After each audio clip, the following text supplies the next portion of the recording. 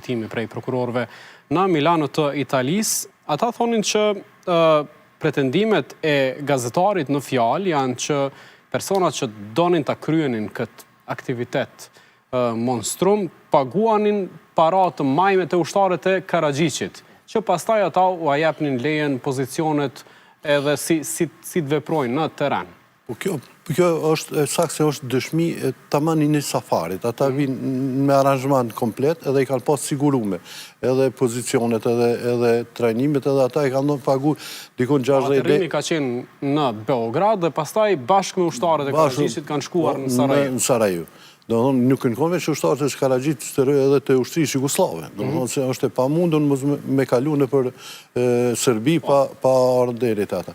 Ka qenë e organizume. Edhe ata dikun kanë pagu 60 dhe 80.000 atëhere kanë qenë dolar ose funte, kurse për fëmi ka qenë çmimi më i madh, fatkeqësisht është mjerim me folë për këto gjëra, po ata e kanë shfrytzuar bota botërisht dihet që në botë ekzistojnë sekte ose njerëz të ndryshëm që përdorin gjërat më banale për të defruar, sikur që ka edhe raste tjera që përdoren fëmijët, edhe tash kena fëmijë që përdoren në Ukrainë ose në Gaza, në Palestinë, që nuk kursehen edhe janë viktima që me gjitha konventa ndërkombëtare janë të mbrojtur. 1601 fëmijë ka vdekur në Sarajevo nga lufta, nga rrethim.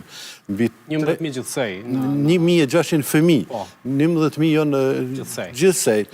Po 300 disa nga ata janë invalid të përhershëm, me pa gjymtyra, do me thonë, kurse mbi 3.000 disa të tjerë janë zakonisht që kanë qenë të... Qysh ka qenë infrastruktura e Sarajevës në atë kohë? Në këto shkrime përmendet të zëmë bulevardi Mesha Selimović, që është një si rrugica e snajperve, edhe një prej rrugëve që s'ke mund të shmangësh. Kanë kalu transporti publik, tramvajet, ka quar për në aeroportin e Sarajevës. A ka pas këso fokusit, do thot, në vendet ku s'mund të shmangët as lëvizja e qytetarëve që t'jetë sa më shumë civil, që shtijet në ta. Unë si 14 vjeçar kom shku si kadet në shkollë ushtarake dhe një Sarajevo, do më thonë edhe kom qëndru një kohë. Pikrisht ato rrugica kanë qenë ato pozicione që njerëzit nuk kanë mundë, do më thonë një largësi prej 100 metra o 50 metra, nuk kanë mujtë me pa kalu aty, nuk kanë mujtë të fshihen gjenë rrugë anësore, edhe të pozicionu me për shembull nga Gërbavic, ose në pjesë tjera kanë qenë ofër ndërtesës.